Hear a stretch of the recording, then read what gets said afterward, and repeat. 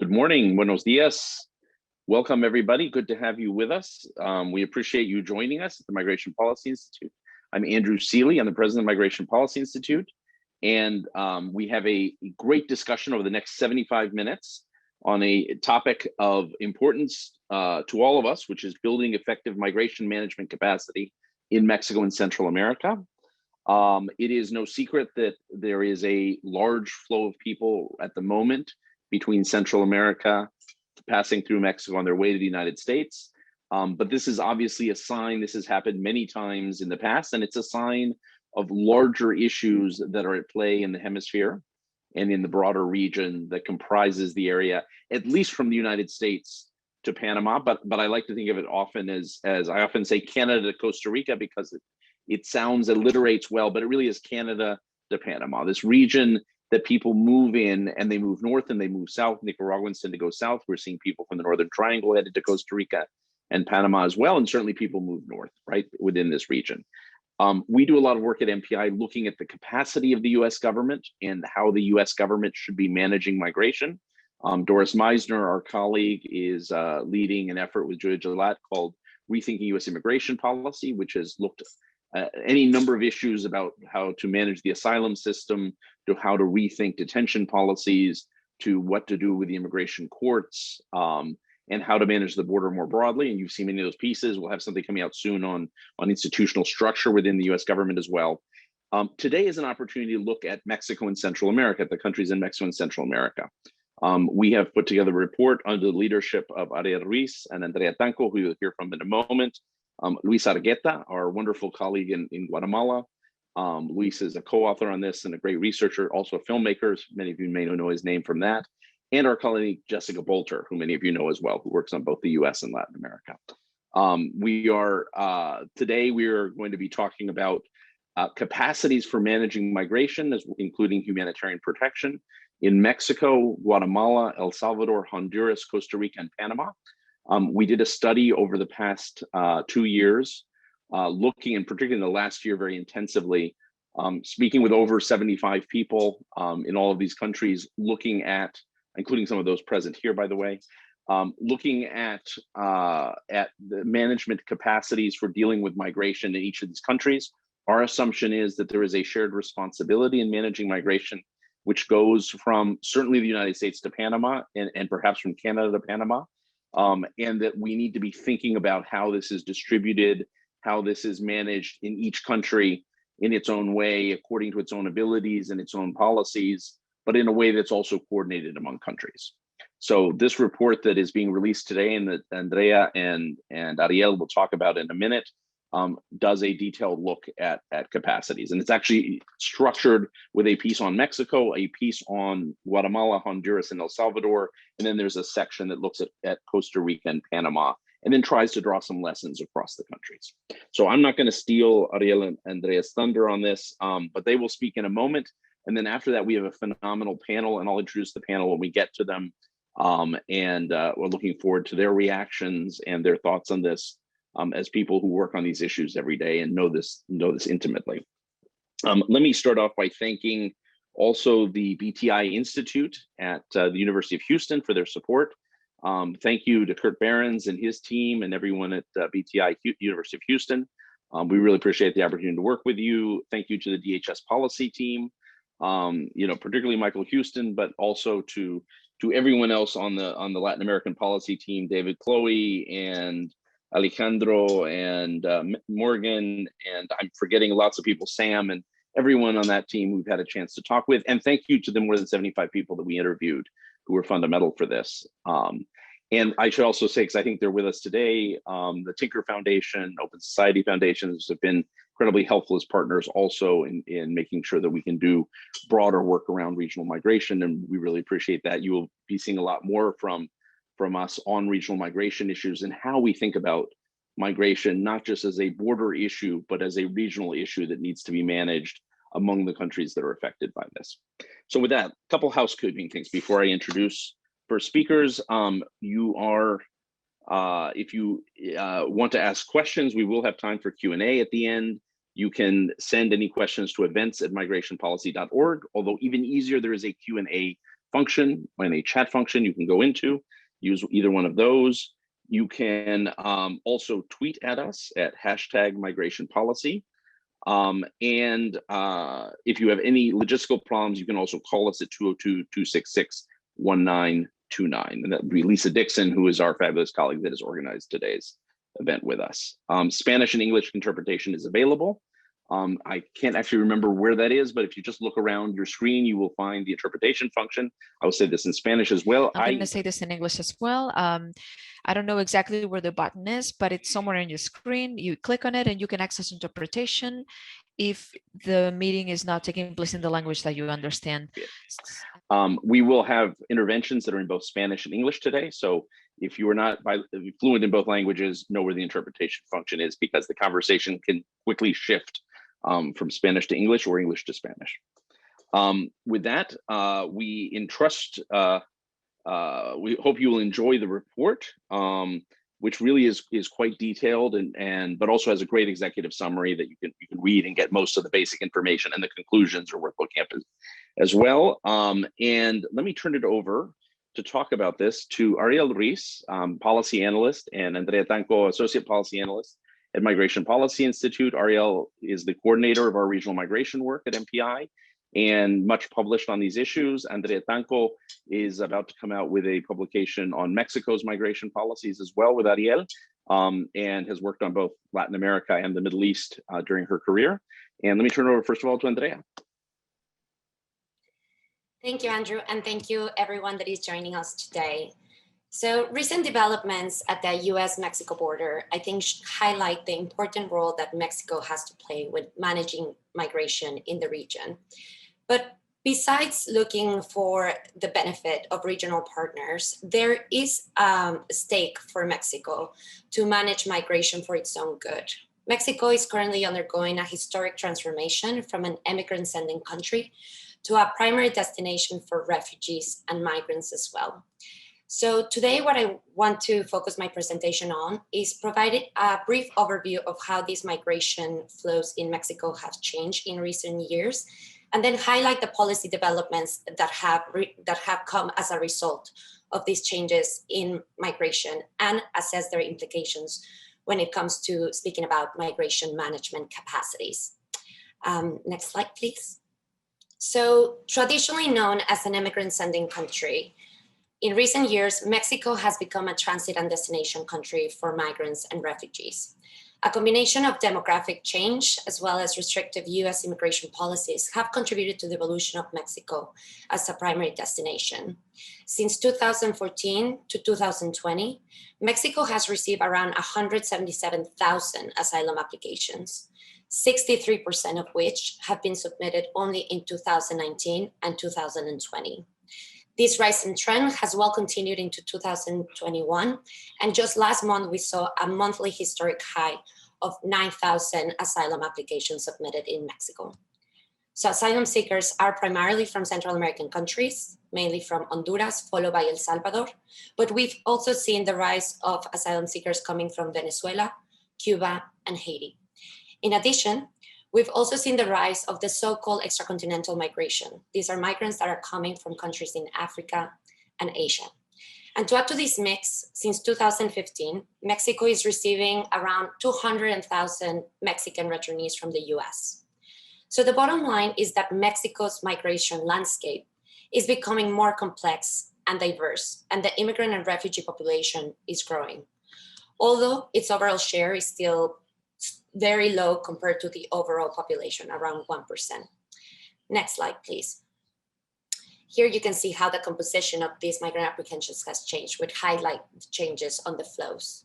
So, in reaction to the increase of irregular and mixed migration flows in Mexico, the López Obrador administration has modified Mexico's legal framework on migration, as well as enacted policies that have shifted the institutional landscape, restructured interinstitutional coordination, and directly affected the way that the two main institutions in charge of migration management, this is the Institute National for Migration and Mexico's refugee agency, Kumar, operate.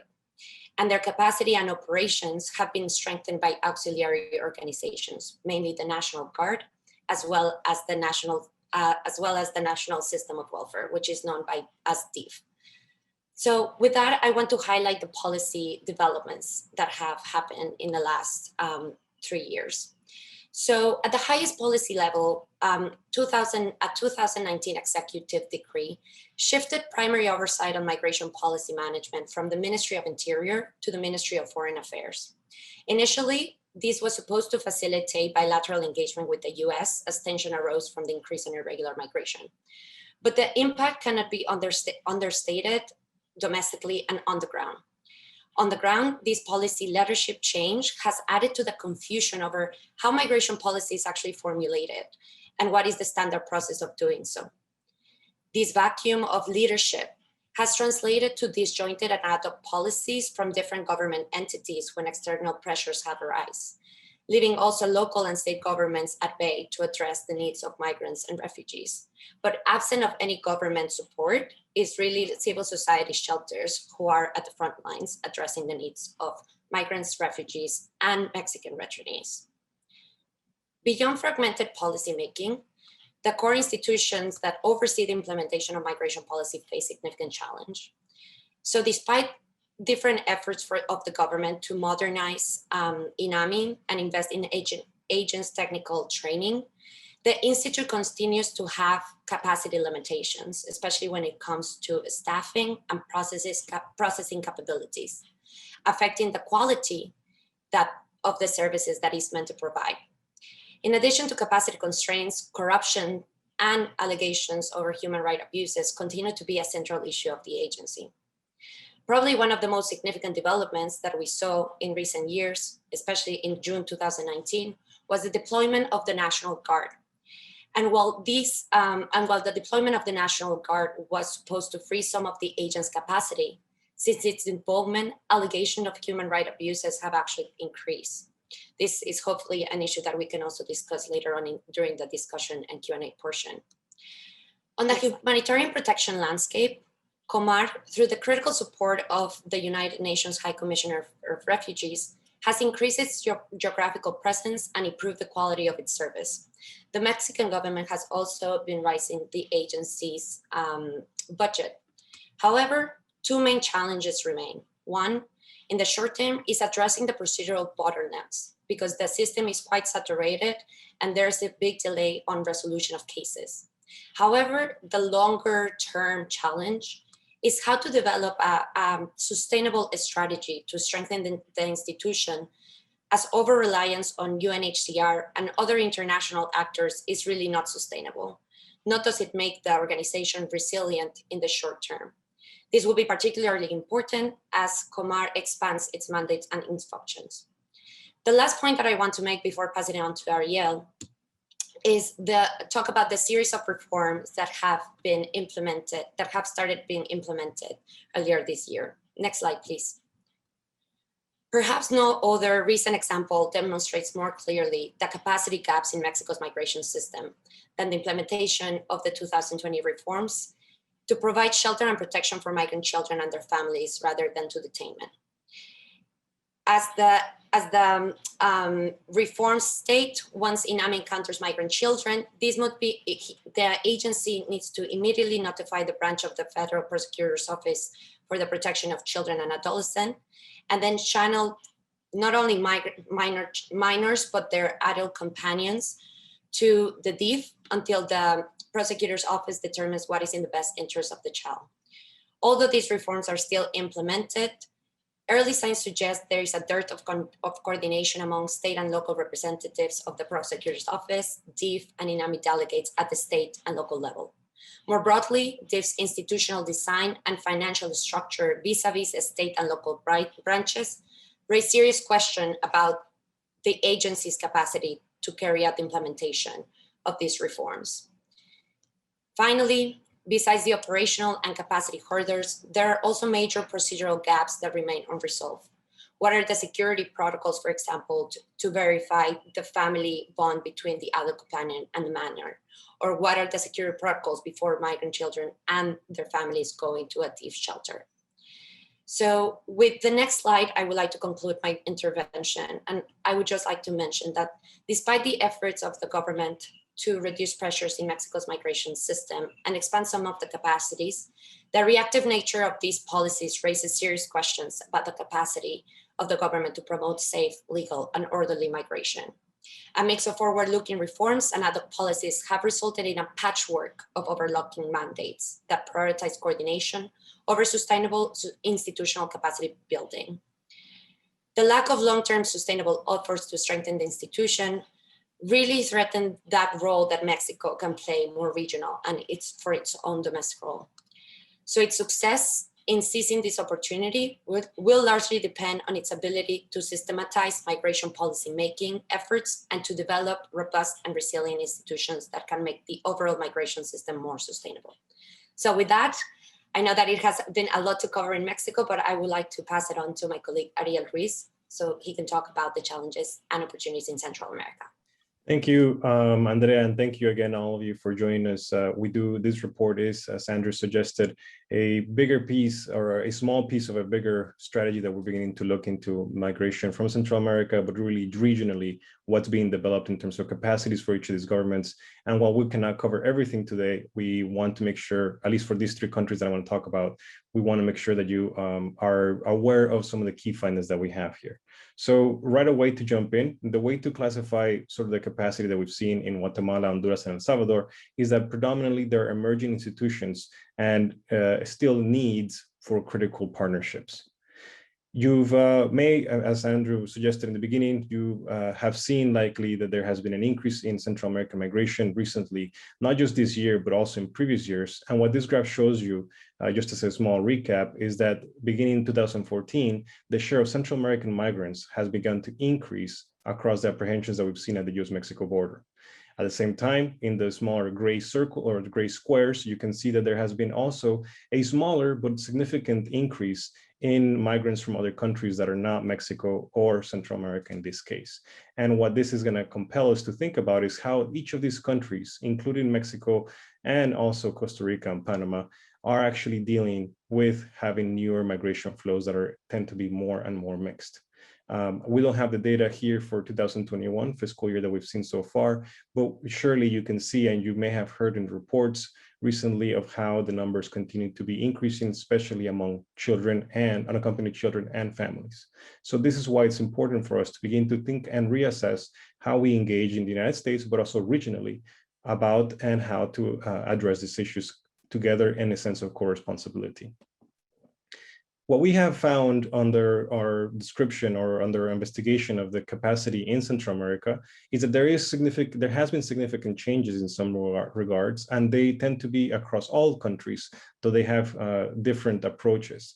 Some of the advances that we've seen notably have been an increased investment in funding, but also an attention to create either new policies or institutions, and also to reform how they protect and provide different means for migration in these countries. But overall, we still find that the Central American governments and the positions for regional migration tend to be in the emergent stage given their current management structure.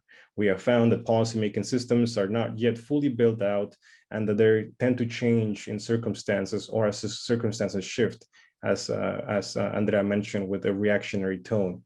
Migration institutes and agencies that are available oftentimes are weakly institutionalized, and only some of them, not all of them, have begun to think about labor mobility pathways. Enforcement continues to be the main piece of, I guess, increased capacity, not only recently with the migrant increased flows that we've seen at the US-Mexico border, but also previously with the caravans that we've heard a lot about. And at the same time, we haven't seen the same sort of increase in capacity on asylum systems, which is something that we've looked into together. A key component that MPI has also been for us to look at reception and reintegration flows to these countries back from the United States and Mexico. And what we have found so far in those institutions is that the structure still tends to be focused on reception and has not yet fully developed undergrinding mechanisms to provide reintegration for the different populations that return to these countries. In the end, we also see that, like in Mexico, that there still needs to be more coordination in the governments and with the governments, and that more recently, international organizations have stepped up and provided a significant role here for those types of engagements, which are continuing to be important. I'll talk about very briefly in terms of the overall structure of enforcement and each of the key pillars that I mentioned at each of these countries, just to give you a sense of what that capacity has looked like, again, with some additional detail in a report. The first thing to note is that in El Salvador, the predominant or primary migration management agency is the General Directorate of Migration and Immigration. And their focus has been under the Ministry of Justice and Public Security, and it has a focus on enforcement.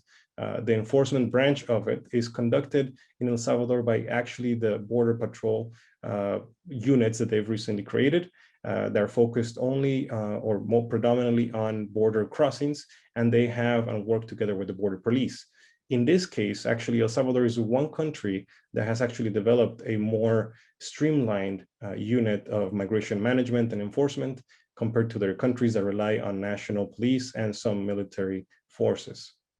In Honduras, the predominant or primary agency for migration management is the National Institute of Migration. It was established in 2014, and the enforcement capacities are implemented by the National Interinstitutional Force for Security, known as FUSINA, which is actually comprised of member units from the National Police, the Army, Attorney General's Office, and also intelligence offices across other departments.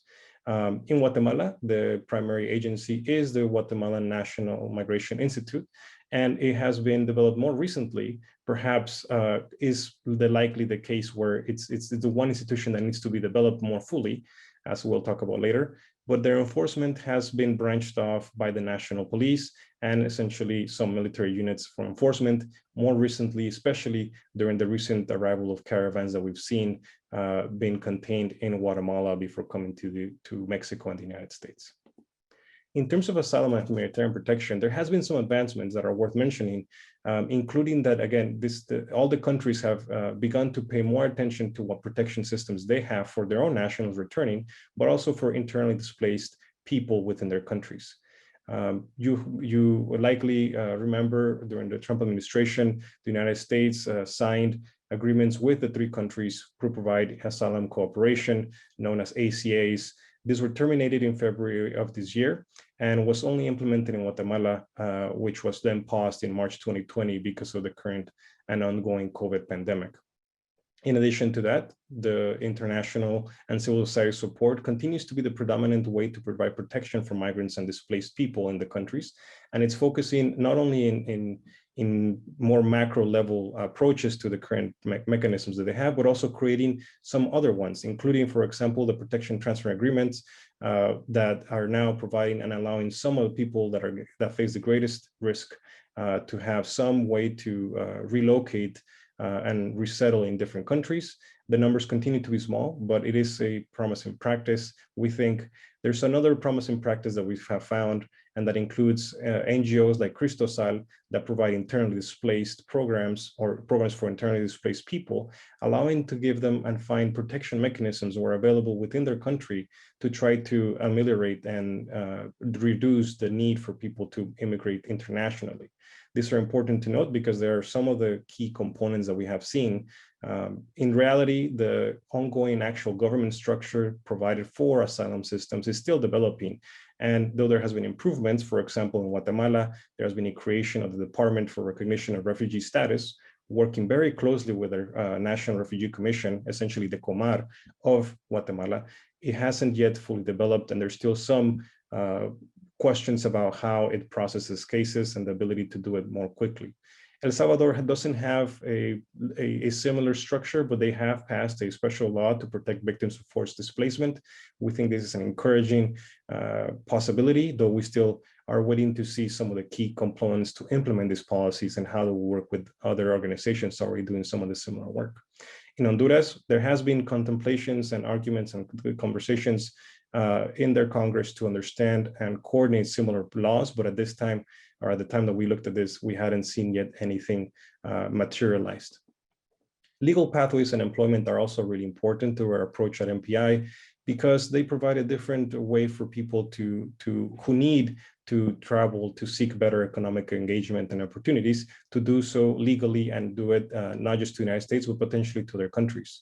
We saw there was some increase in capacity triggered by the US agreements to increase temporary seasonal pathways, including predominantly the H-2A program. It's a visa that allows predominantly for agricultural work, as well as the H-2B program that previously the US government has suggested.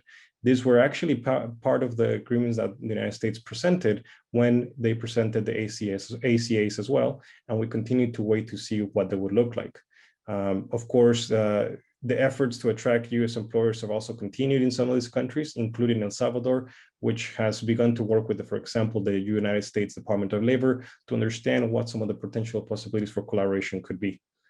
And in Guatemala, one of the key components that we've looked at as well that's promising is they're also thinking and working with the Mexican government to understand how to make a more efficient and easier way for Guatemalan workers to potentially work not only in southern Mexico, but also in other parts of Mexico.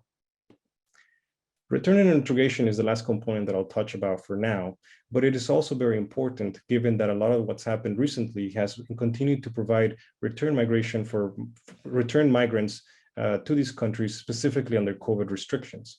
And the agencies in charge of this capacity are, for example, in El Salvador, the National Council of the Protection of Development for Migrants and Families, or CONMIGRANTES, and they are the ones responsible to develop policies to take and provide opportunities for these migrants. Most of the work in El Salvador is with reception and a little bit less with reintegration, but we do believe that it's an important component. In Guatemala, you have the National Council for Migrant Affairs, or CONAMIGUA, which has a similar agenda, though its focus is more for immigrants abroad, especially in the United States. And we have begun to see that there has been an increase in interest and investment in the capacity to oversee returnee processing, but also provide some basic reception services and promote channeling to other integration services available. In Honduras, there hasn't been something yet similar by institution, but they do have a law for protection of Honduran migrants and their families, similar to in El Salvador. And the key components here are actually implemented through different offices. The Center for Return Migrant Care, for example, the Centers for Adolescent and Family Migrants, who both provide essentially reception services, and the municipal units for returnee care, or UMARs, which tend to be more in the territories and at the destinations, and are geared, at least in their functions, to be more about reintegration functions rather than reception. But still, what we found, like we did it before in previous studies, is that most of the reintegration measures and services continue to rely predominantly on NGOs and international organizations like IOM, but also others that would actually allow them to actually stay in the country or find a different way for them to have proper and more prosperous livelihoods in their countries. Coordination and cooperation is significantly important here. And as I mentioned at the beginning, it's a place where it's continued to be lacking, but there has been some advances, specifically coordinated by international organizations like ACNUR or UNHCR, IOM, and the United Nations more generally, that have actually led to some of the key components here. I won't go into talk about all the different meetings and types of mechanisms that exist, but just point out that there is a significant opportunity here for Mexico and the United States to begin to harmonize their investment plans, for example, with the Comprehensive Development Plan in Mexico and for the US engagement strategy for Central America in the United States, so that there could be a significant component and cooperation to amplify the results of these initiatives. So I'll just say a short word about Costa Rica and Panama. We also look at them, and I commend for you to look at that section in our report. In Panama and Costa Rica, what we see is an institutional sort of contrast. Costa Rica, for example, is one of the most sophisticated humanitarian institutions in the region, as compared to Panama, which had some institutions, but it's now in the process of rebuilding them, and will take some time to get back to that previous sort of level of capacity. Both countries are important because they face significant and increasing transit migrants, including some from other parts of the world and other parts of the hemisphere that are important to note. The humanitarian protection role, specifically that Costa Rica plays, is significantly important, and in fact has been very well developed in the past. But the problem here is that they're continue to be overwhelmed, not only because of resources, but also because of some institutional capacities they are continuing to build. So again, both in this regional approach, while we won't talk about them much here, it is important to include both Costa Rica and Panama in this regional approach, not only because of their geographical location, but also because of the experiences that they have and could provide and benefit for best learned practices. The last thing that I'll say before passing it over to our panelists and others is to focus on the key recommendations or policies that we think are opportunities for the region, especially in such an important time. The first is that Mexico and Central America could do more with partnership in the international organizations, of course, to develop more clear policy-making and decision-making processes to ensure that there's a clear process of collaboration across the region. Two, that certainly enforcement is going to continue to be a central piece of the work that the region does to try to manage migration, but it has to be professionalized, and it has to be done in a way with oversight and abide by the rule of law of each of these countries. Third is that there has to be continued investments in government asylum systems. And again, there has been some improvements, but much still needs to happen. And most of this role for asylum has actually been relied by UNHCR in some of these countries like Mexico. Four is the development for greater capacity for managing legal migration. Again, this is only beginning and it's really mostly focused in Guatemala at the moment, but we hope that that continues to expand. And finally, we need to continue to invest in further return and reintegration programs. So for that, and for the sake of time, I will leave it there, and I'll pass it back to Andrew and to begin to conversation with our panelists. Thank you. Thank you, Ariel, and thank you, Andrea. That was great. Thanks for providing an overview of the report. We're going to go to our panel. You know, just to follow on what Ariel said, you know, enforcement is an important part of, you know, all countries enforce their borders, their migration systems. But as Ariel and I argued in an article recently, and Andrea and I in another one, I mean, enforcement itself is not enough to manage migration flows, right? I mean, not even, it is sort of the dream of policymakers that there's some button you can turn on and people won't come. We've seen that hasn't worked. And so thinking, you know, seriously about protection pathways, about how people have humanitarian protection, asylum being the most important, but also thinking creatively about international refugee resettlement, about protection of internally displaced people, about other mechanisms to provide protection to people who are fleeing from danger, and thinking of legal pathways, including labor pathways and family reunification, really matters. And then ultimately thinking about the reasons that why people leave their countries, right? And how to make the kind of investments in rule of law and governance and development and job creation, in mitigating the effects of climate change and of climate events. You know, all of those things matter. And I would throw into that last one of investments, the part that Ariel just talked about, also making sure that those who are returned or return voluntarily to their countries become fully part of the labor market again, become part of the societies where they live and contribute to that development, because there's a lot of human capital that is not taken advantage of often in these cases. So some of these are long-term challenges. A lot of the development governance questions are long-term challenges, obviously. Others are short-term challenges, right? I mean, how you do effective but also accountable enforcement, right? Professional enforcement, how you create legal pathways for people to be able to travel among countries, certainly to the United States, which is a huge issue where maybe you want to go, but also to Mexico and Canada, Costa Rica, other countries that are destinations, and how you create these protection pathways. I mean, all sorts of protection mechanisms, including asylum, which is sort of the minimum necessary, but also thinking creatively about a layered approach of ways of dealing with people's protection needs. And hopefully, and hope that some people perhaps don't even have to leave their countries, right? That there may be ways of protecting their country, but certainly giving them the option if they have to leave to have a pathway to protection. With that, let's go to our panel. And we are really pleased to have three amazing people with us. Ana Saiz Valenzuela is the General Director of Sin Fronteras, one of the most important organizations in Mexico working on migration issues and one of the most important voices in Mexico working on these issues. Ana has a long career working in both migration issues and election issues, actually, and equity issues around Mexican democracy. She was an advisor to the president of the counselor president of the Federal Electoral Institute, has been involved in a number of other efforts around both clean elections and around migration. And great to have her with us here today. Jorge Peraza, and my iPad has just frozen, but fortunately, Jorge, I know you. So Jorge, I think I'll introduce you on what I know, Jorge, which is pretty good. You were, I believe, if I'm correct, you're actually an anthropologist originally from Costa Rica. Yes, you are. You're an anthropologist and an industrial engineer, which is a unique combination. Most importantly for our discussion today, he is the chief of mission for El Salvador, Guatemala, and Honduras for the International Organization for Migration, for the IOM, which does great work in in Central America and in Mexico as well. But Jorge really has been deeply involved in a lot of the processes around migration in the region and looking at what are the opportunities to do things differently. And he was for a long time the coordinator of the technical secretariat for the Regional Conference on Migration, the RCM or the Puebla process, and among other things that he's done. And Karen Lisette Nunez, Karen, we're very glad to have you with us. She's the coordinator of Humanitarian, which is a fabulous organization that works on, it is the National Commission to Support Migrants Return with Disabilities. She has been the coordinator since 2012. And she has actually a degree in business administration as well. So great to have all three of you. And let's go, just since we started with Mexico, let's go with Ana Saiz first. In 7 or 8 minutes, if you can tell us a little bit about your perspective, what you see happening in Mexico, and then we'll go to Jorge, and then we'll go to Karen.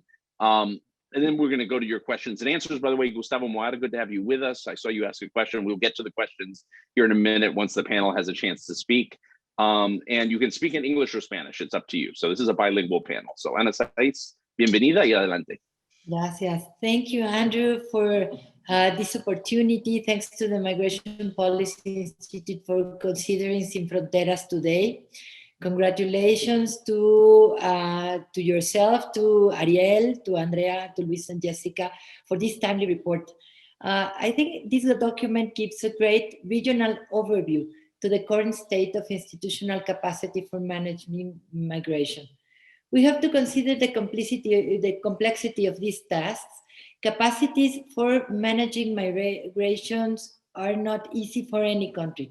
Consider to integrate national security, globalization, macroeconomics, nationalism with individual decision makings that many times are linked not only to seek for a better life, for a better educational opportunities or jobs. We have to consider that many persons need better medical treatments, sometimes even to survive, better protection, even to deal with life-threatening situations. What is like to deal with the institutions you very accurately described in the report as a migrant, as a refugee, or as an NGO? It's very complicated and very confusing. We don't have clear legal pathways. We don't have clear authorities responsible of each. These issues that intersect all the time. And I'm going to put some very specific examples to illustrate this. For example, we hear all the time that we want a safe, regular, and orderly migration. But for example, for a family of maybe 4 members, it costs around $1,000 to have a regular document in Mexico. That is not affordable for many families.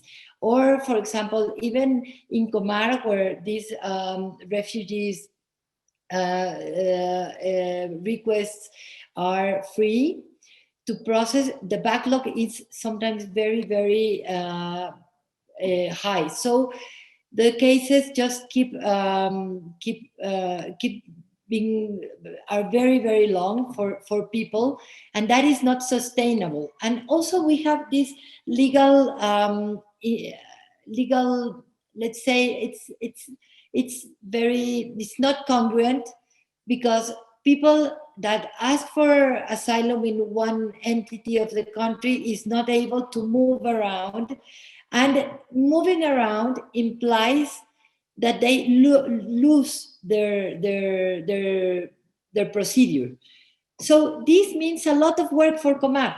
Just one article in the law that have this, or for example, consider that you also have this disposition that in the legislation for migration, if you have an opportunity to work in Mexico, you have to take it from outside Mexico. So that implies that people have to go out of Mexico, take the job offer, and then return to Mexico many times because they were already here. So those are incompatible with these messages of having a regular and orderly and safe migration. And also, we have to think about all the system that even Kumar, that has been very highly strengthened with budget or whatever compared to what it used to be, and that is also very accurately reflected in the report,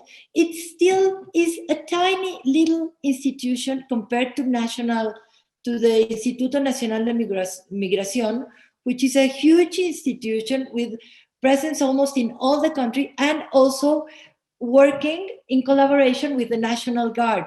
I think it's important to understand that now Mexico is having 10% of the National Guard in charge of this migratory labor or collaboration with the Institute, which we have this high demand on security for the country, which it doesn't justify having them dealing with migration. And it's also important to have in mind the Commissioner Garduño professional background, that he was in charge of managing prisons. So it gives the message that it's not protecting with the budget, but is detaining and deporting what they have. And people that have access to Kumar are still few compared to what is needed, but are few, but are very, very manageable. Let's think on how Colombia is dealing with all the Venezuelans in their territory, that simply they know they have this huge border, and they decided to have the opportunity to have these people legally in the country for at least 10 years. So I think for Mexico, it could be much more manageable that it is those quantities of persons arriving to other countries are as Costa Rica, that it's stated also in the report, or as in Colombia with this example. So also, what we have to realize is that information is not clear for the people, that we need to take accurate information to people in El Salvador, Honduras, and Guatemala, which they don't have access to this kind of information. They are really sometimes very misguided by probably human traffickers or whatever, and they really invest great quantities of money in making this dangerous and probably so complicated journey that will probably not have a happy ending. So I think that these regional efforts have to be strengthened, but with a more coherent efforts. I guess that the Biden administration has it clear that you have to go along with the humanitarian needs and with the economic and globally what our societies are demanding. And maybe all these efforts can be really pointing to the right direction, and they have to take into account many complicated stuff. It's not just about circular migration for jobs, because we have to consider that many young persons now at the border are probably trying to reunify with people that are already established in the United States. And we have to consider all these demographic changes that maybe are having a very, very important role in what is happening right now among our countries. So it is very complicated, and this report, I find it that gives a very, very accurate insight to what is happening in Mexico and the problems that we have for not having a clear and institutional leadership that is according to our constitutional order, to have these migration policies built in a congruent way, and alongside with civil society, with private sector, with really the the persons that, or local capacities, which also is very important. That is why the Consejo of the Política Migratoria, it's so relevant, because all these actors we combine in this body. So I really invite all the persons that are listening to us to read this report and to have this in mind when trying to understand the complexity of the migration flows right now.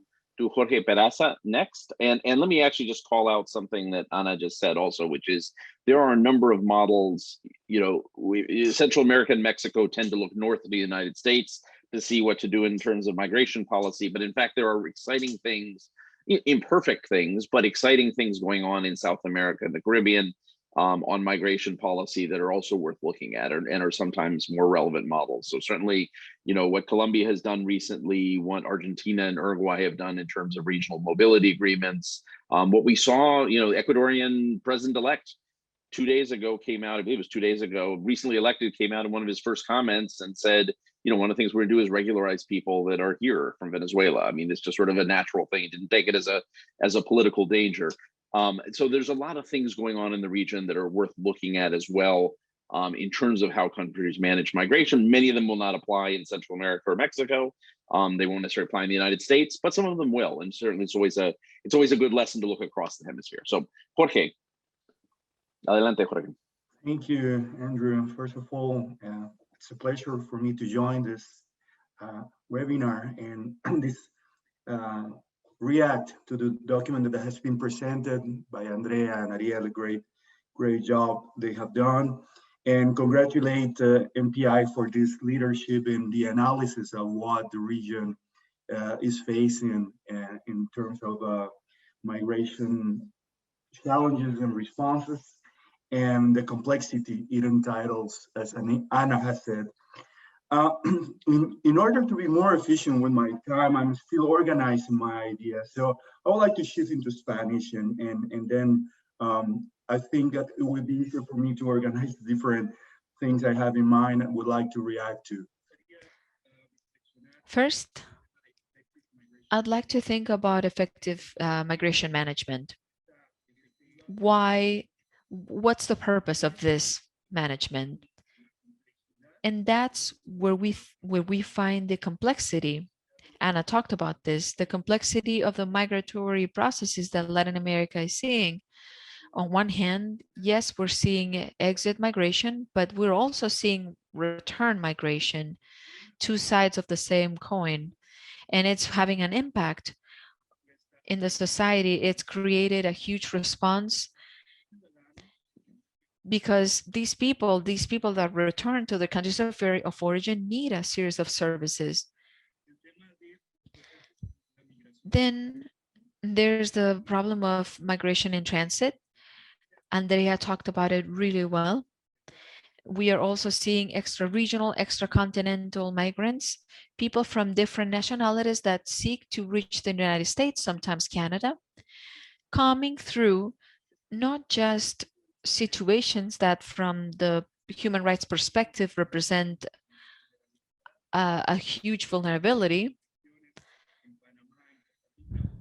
We know, of course, that coming from what we know of Costa Rica and Panama, we know what these people have to go through, but also it's a huge logistic challenge from the perspective of resources and institutional response.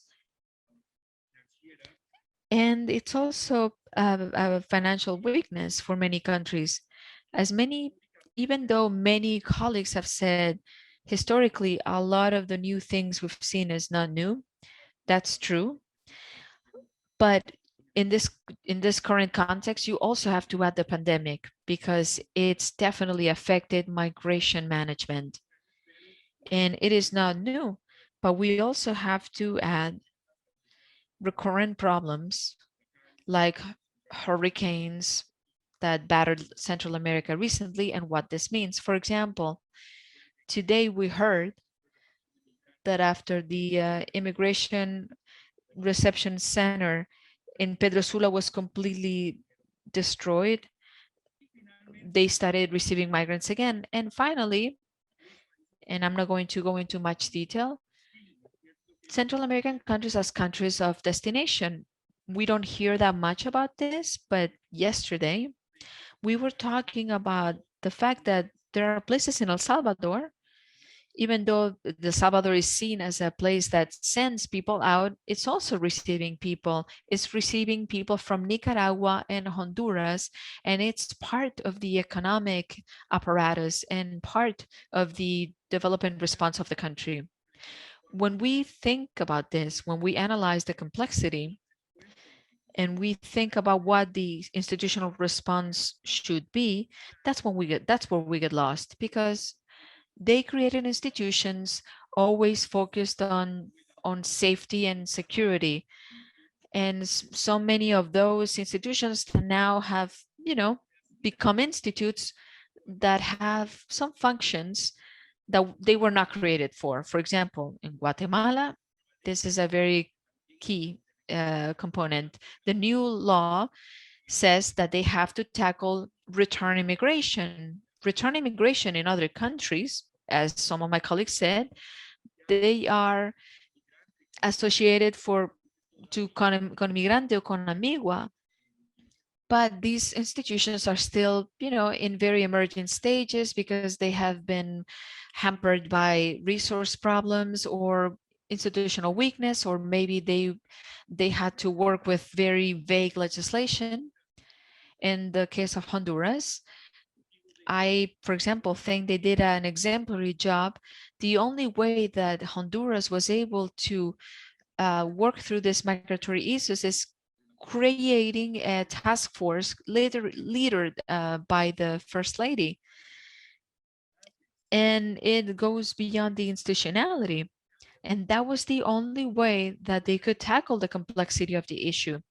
To this complexity, I want to add 3 factors. First, changing profiles. You have talked about unaccompanied minors, and the responses to tackle, unaccompanied minors entail the response from other institutions that might not have been traditional actors. For example, ministries of foreign affairs and things like that. These are institutions that safeguard the rights of children and that have to act as tutors or custodians in this sense. Also, we have to talk about the protection of migrants that are in a situation of vulnerability. It's very clear when there's a clear path to international protection, then there's no problem. But when we're talking about violence in Central America, then it gets a little muddled, because the conviction and the paths that exist to provide shelter for these people, asylum for these people, and protection for these people then become a little muddled. We're talking about people that have been affected by gang violence, or of course intrafamilial violence, or even in the context of the pandemic, we've seen that's been another challenge. So the protection structures that exist already had to go through a major revamp, because they had to address issues that they were not prepared to address. They were not created to address. From that perspective, then of course you understand that there are issues, for example, that mean that the migratory response have to come from different institutions working in a coordinated manner. We know that this doesn't happen very often. There is always this conflict from looking at migration from a security standpoint and looking at migration from a human rights protection standpoint, and of course migration as a tool for development, which I think is often overlooked, and we should definitely look at this way. We have included in the report a section on migration as a source of labor, but anyway, this leads us to talk about the analysis we've been carrying out with several institutions examining immigration as an end of itself. When we talk about migration management, we need to leave traditional mindsets, and we need to tackle it from a more complex, more open, and I think more effective at the end of the day. That would be those would be my thoughts on this issue. Muchísimas gracias. He intentado ser conciso. Muchas gracias. Very good. And I think the point you make, Jorge, about not thinking of this just as reactive policy to flows that are just happening, but also thinking prospectively about what countries want to get out of migration. I mean, whether or not they can always choose, right? I mean, because sometimes you start with the arrivals that come, but also figuring out how that is not just management, but it actually is part of labor market development, it's part of education policy, it's part of human capital, you know, and then beyond that, what else do you want to do, right? I mean, what else do you want to do with migration? Costa Rica has, of course, done this in attracting investment and tourism and, you know, people to retire and so on. Mexico has recurrent conversations about high tech, for example, is a growing high tech industry, but it has never really come to fruition in new kinds of visas, which could try and attract some of those high skilled, innovative talent. So, but those are debates that should be on the table as well, right? As they should be in the United States. This is migration. It's not just what happens that you respond to. It is also what you make of it and how it fits into your economic policy and into the development of the country and the kind of country you want to see in the future. So I think that's an excellent place to end the conversation, because that conversation is hard to have, even in this country, by the way. I mean, we often forget that. We often are thinking of migration as a reactive category and not as a prospective category that ties in to who we are as a country and what we want to achieve in terms of our economic future. With that, let me turn it to Karen Lisette Nunez. We've lost Karen moment. Well, okay, well, Karen joins us again. In that case, let's go to a couple questions. The Gretchen Kuhner, the wonderful and talented director of IMUME, which is also an incredibly important organization in Mexico, working on migration issues, one of the most respected groups, Alumnos Sin Fronteras, asks, what has been the impetus for Honduras, Guatemala, and El Salvador to intensify enforcement against their own nationals, as well as people migrating in the region? How is the CA4, the Central American Free Transit Agreements, that worked very well during decades, be playing into this? Xochitl Castañeda, our good colleague from the University of California, as existen mecanismos de coordinación entre, I'll say this in English so I don't confuse our translators here. Do mechanisms of coordination exist among agencies in the US working with children who travel with alone and with agencies in the countries of origin? How could we improve the institutional capacity of these agencies? Sonia Wolf, in light of limited resources and existing migration enforcement priorities, detention, deportation, what are the possibilities for Mexico to expand the processing of asylum claims and support for refugees? UNHCR is strengthening Kumar capacities, for example, but this assistance may be temporary. And then there's an anonymous attendee who asks about the reasons for not including Nicaragua in the overview. I will simply say that we started off originally doing the El Salvador, Honduras, Guatemala, and Mexico. And we ended up after that deciding that we should add Costa Rica and Panama. But we decided that the relationship, the coordination with Nicaragua simply was of a different order, was quite minimal among these countries. And so we didn't add it, but there are good reasons to add Nicaragua in, because there is coordination around migration that happens with neighboring countries. But we did not add it in, and you know, it's an oversight, or well, it was an intentional oversight, but it was a judgment call at the time. Pamela Pinel asks about Honduras does not have agreements or work plans for temporary visas on seasonal work like Guatemala and El Salvador. Ariel can answer that one. And we'll get back to some of the others here in a minute. Daniela Ruiz says, who provides the financial support, the Mexican government to ACNUR or vice versa? Okay, any of you want to answer any of these before Lisette joins us again? Andrew, I can take a stab at a couple Sure. of the Central America questions, and Jorge, please add after if you agree or if I misstate something. The first component that I didn't mention in the presentation, but I think is worth pointing out here, is that there's actually some legal mechanisms and some agreements that do unify the region in ways that that should be mentioned. The first one is the reference to the Central American or the convening of Central America, the CA4 agreement. That agreement allows migrants from the 4 countries, including Nicaragua, to be able to travel freely across each other, and allows for a unique visa for people from outside of these countries to be able to travel together. To do so now has happened during the pandemic, has actually resulted in some decreases in mobility at the borders because of COVID testing and others. For example, in Guatemala, it's unclear to me how that will change, but it is a fundamental pillar that these countries share in mobility and allowing transit migration across the board with, for example, only an identification regardless of a visa status. And then there's another component that I didn't mention in my presentation, but it's worthwhile to point out, that is that all the countries in Central America and Mexico, as well as a few others in in South America, are actually part and signatories to the Cartagena Declaration. And the Cartagena Declaration together provides them opportunity to provide complementary protection as well, that in some ways is actually broader in the definition, including generalized violence and other cases, for example, in Mexico, that could be a good tool for us to talk about. But at this moment, I think what the focus, I think all of us have pointed one way or another, the focus in collaboration and institutional capacity has been on enforcement, much less so in the other components that we mentioned. So those are things that we should be aware about. And I'll leave it there. Jorge, if you want to add something else, and I see that Karen is back with us. No, well, first of all, I was just going through the questions also to see what else I can add. First of all, I want to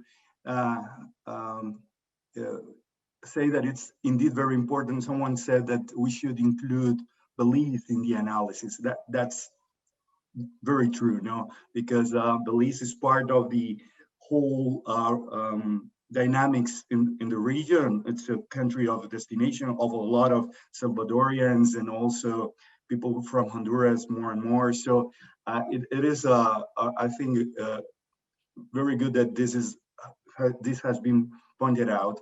Secondly, I wanted to say that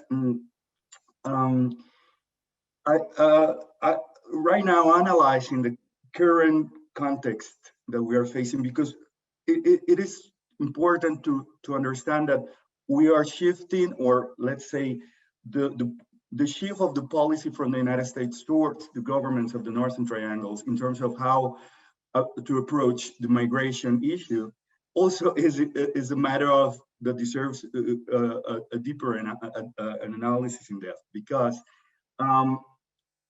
1 year ago, we were just discussing the asylum cooperation agreements, and it was mentioned, I think, Ariel, you mentioned it. No, we were discussing the asylum cooperation agreements and how to support the governments in terms of their responses and support this sort of, let's say, approach towards migration management.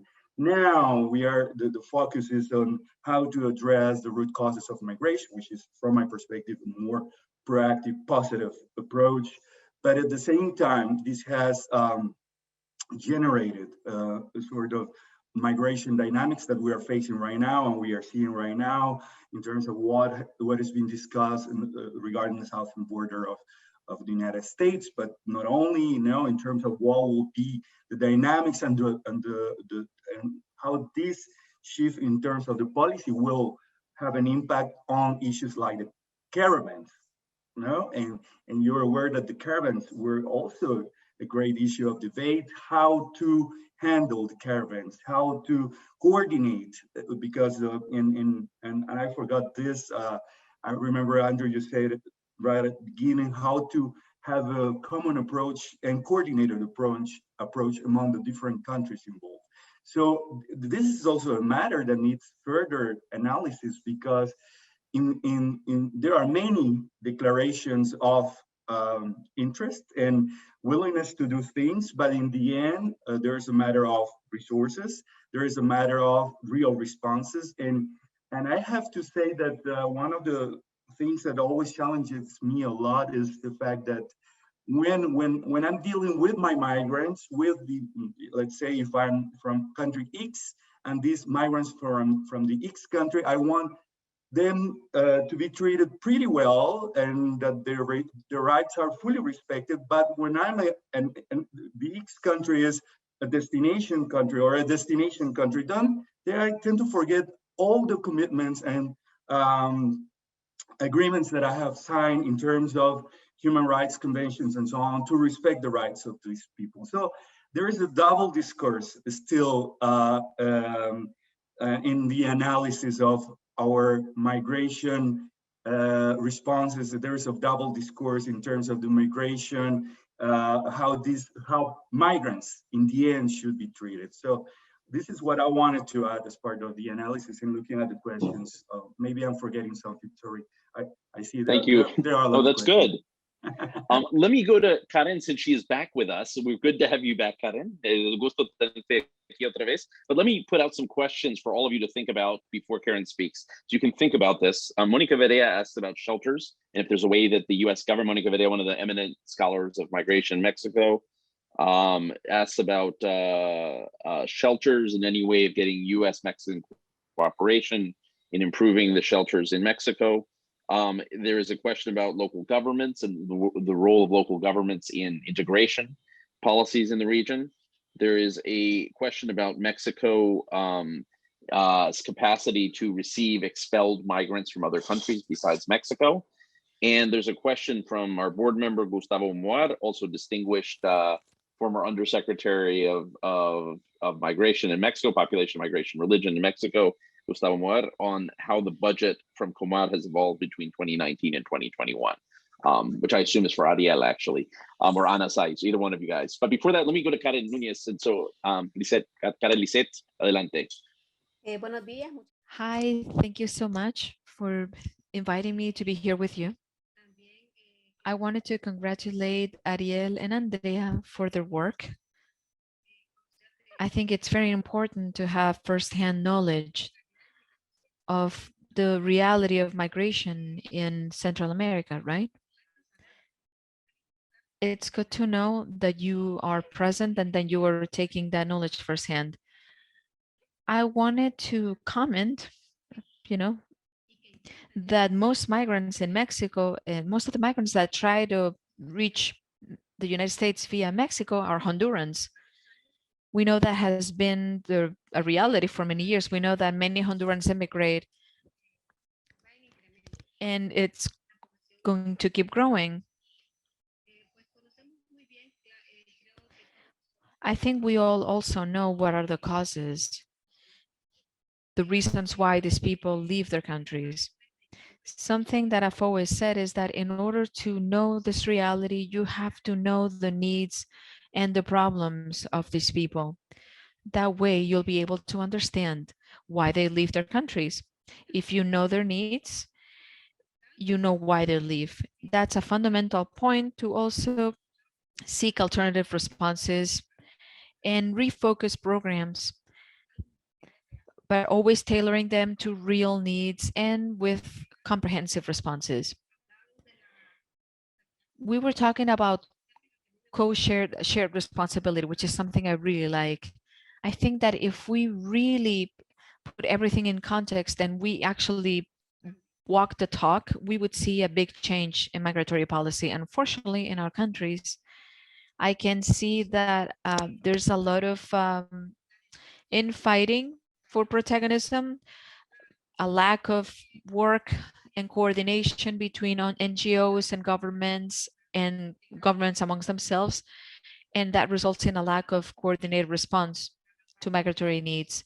We were also mentioning that there's a lack of resources, financial resources. Also, we are lacking sensitive humanitarian human capital, properly trained, people that can train, that have been trained to respond to the needs of migrants. For example, in Honduras, we see this.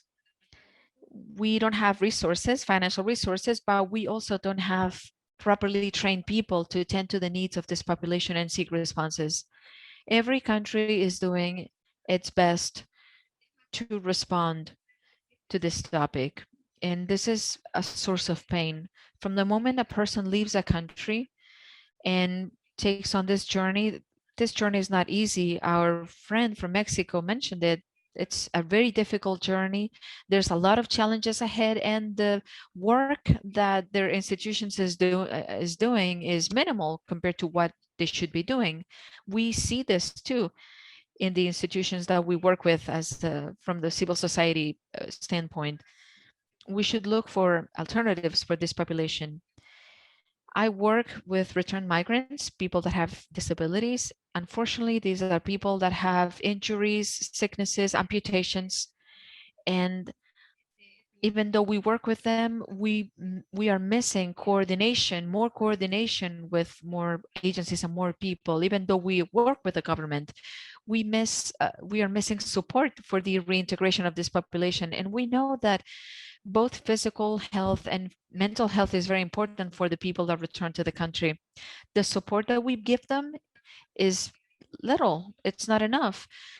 There are a lot of people that are still just waiting to get any resources from us, and because they don't find the resources or the life they thought they would find in the country of destination, they come back and then they find themselves in a vacuum when they come back, because there's also a lot of resources missing. So we should analyze the existing programs in every country so we can see what works, what doesn't, and work coordinatedly with the institutions that are truly working on the ground.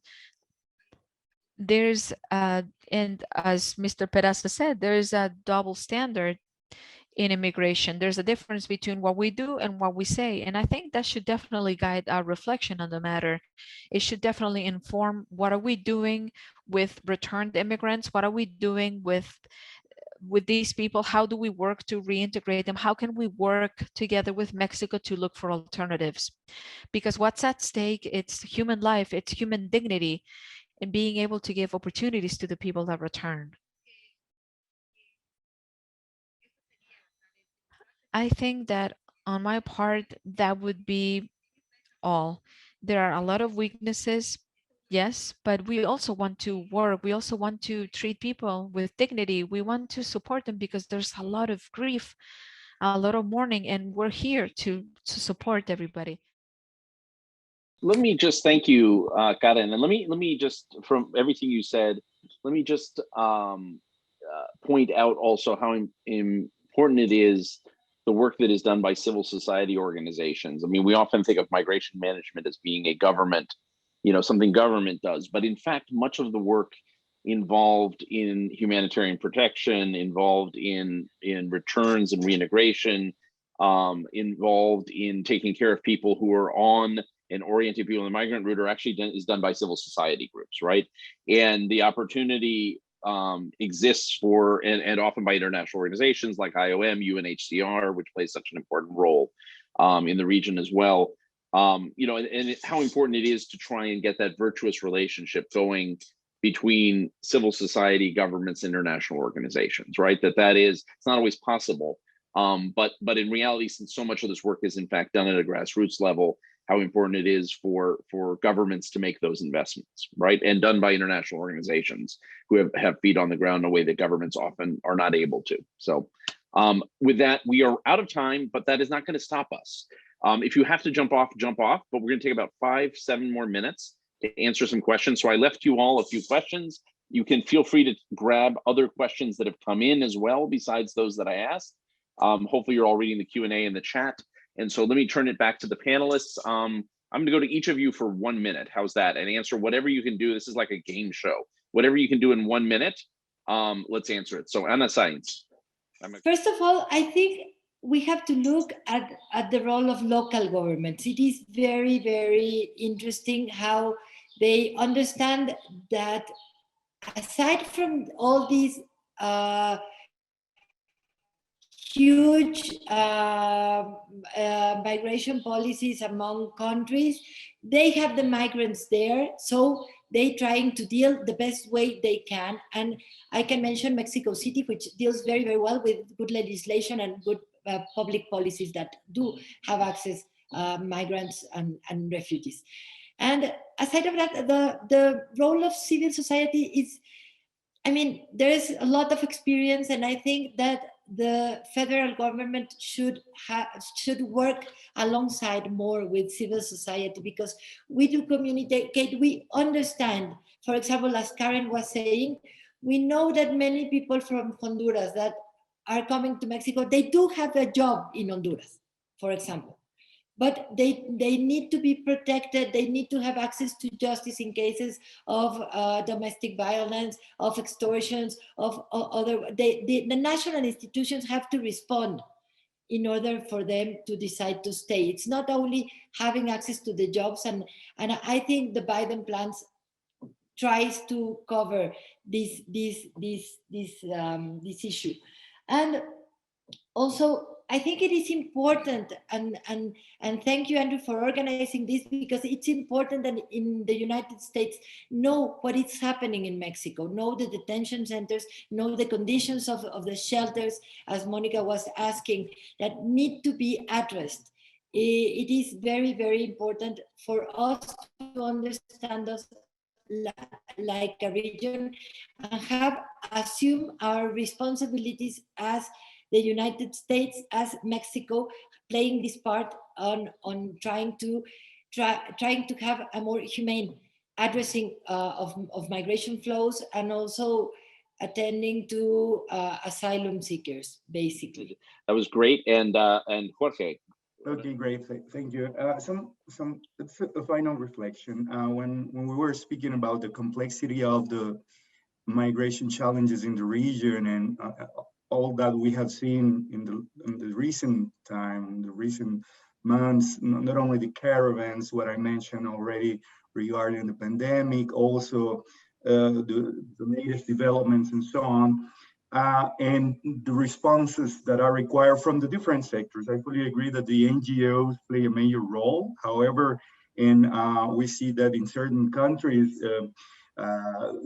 government institutions are reluctant to work with those NGOs for several reasons, but they do play a major role. I think that we have to strengthen the coordination of the different NGOs in the different countries. I remember long ago when we had this issue of unaccompanied migrant minors, there was huge interest in establishing mechanisms of coordination between the NGOs in the United States and the NGOs in Central America to respond to the needs and protection of children in migration flows. And I think that's, for example, an area that I still think it's very weak. But what I wanted to say is that in order to better understand and address our responses, we have to be evidence-based oriented. We need to have a major analysis of data, because it already, when we are analyzing Central America as a whole, we are all aware that the countries are so different at the same time, and the reasons why people migrate are so different. And even if I go country by country and go to the different regions, I do realize that there are so many factors. In the case of El Salvador, such a small country, just to give you an example, we are trying to analyze what the migration is from those places that have historically migrated for many, many years after the war, in comparison to those places that are now from which we are seeing now migration outflows, and that's other reasons. And if we want to have a clear response, those are different reasons. Or, for example, now we see a lot of emerging municipalities that have become in Guatemala and Honduras as places of origin of migrants, and those are related to the recent impacts of ETA IOTA. So it's complex, and we should be able to respond based on the data and information we have, able to have a clear, comprehensive analysis and coordinate the institutions that need to be involved. It could be, we have named a lot of them, including NGOs. Local governments also play a major role. So that's my final comment. I would like to elaborate a little bit more, but I'm aware that we're short of time. Thank you, Andrew. Thank you, Jorge. Much appreciated, and great to have you with us today. Karen, is there anything else that you would like to add regarding questions that were asked? No, I just want to thank you for giving me the opportunity to talk to you today. And there's much to do, and invite all of those of you who are listening to us to please read the report. It contains a lot of valuable information, and one way or another, it's going to help us expand our knowledge on the migration phenomenon in Central America and Mexico. Ariel, you and then Andrea para cerrar con broche de oro. I'll be very brief. In terms of the Kumar budget, we've seen that Kumar has increased the budget for Kumar is expected to increase to about 97 million in 2021. This is a significant increase from previous years where there were about 20 million or 40 million. But it's clearly not enough, as I think all of us have suggested in previous parts, because of the different flow, but also because compared to the budget from INAMI, for example, it still lags behind. And then the general remark I would say is that from a report, I hope what people take away from it is that we're trying to suggest ways to create a more sustainable, proactive, and resilient system regionally, even though imperfect, that provides better ways for each country to be involved in the capacity that they can. So we can continue to point out some of the limitations in capacity while begin to design at the same time some ways that we can be tailored in that approach, and talk about how the US, Mexico, especially among the bigger capacity governments, can provide some assistance for them as well. So I'll leave it there, and I'll pass it over to Andrea. Thank you, Andrea, and thank you, Ariel. I think to just wrap up, I would stress that we are making a point that whatever efforts governments take to strengthen the capacity will not only benefit migrants and refugees themselves, but it will also benefit their local resident communities, as well as their own nationals, as is the case of Mexico with Mexican returnees. But to do so, there is a real need of coordination and robust mechanisms. I think in Mexico, the policy vacuum that we're seeing is quite evident that is having an impact on local communities. We'll be having a forthcoming report where we'll be looking more in depth at the reintegration challenges. So please stay tuned in MPI for further publications. And I would like to just, take this opportunity to thank personally Paulina Orlenas, Maria Jesus Mora, and Jordi Amaral, who provided essential research support for our publication. And very brief, I will also highlight that we have 6 legal frameworks or working papers in the website that clearly outline the structures when it comes to legal and institutions that oversee migration management in each of the countries that we touch. So please visit our website, and we hope you enjoy the event. Thank you. And let me just conclude by again thanking all of our panelists for joining us. We really appreciate Ana, Jorge, Karen. Congratulations to Andrea and Ariel, to Luis Argueta, our dear friend and colleague. Jessica Bolter, look out for a new brief from her as well, or a new report from her, looking at African migration in the hemisphere as well, coming soon, as well as the report on Mexico as a destination country coming out from Andrea and Ariel and Paulina.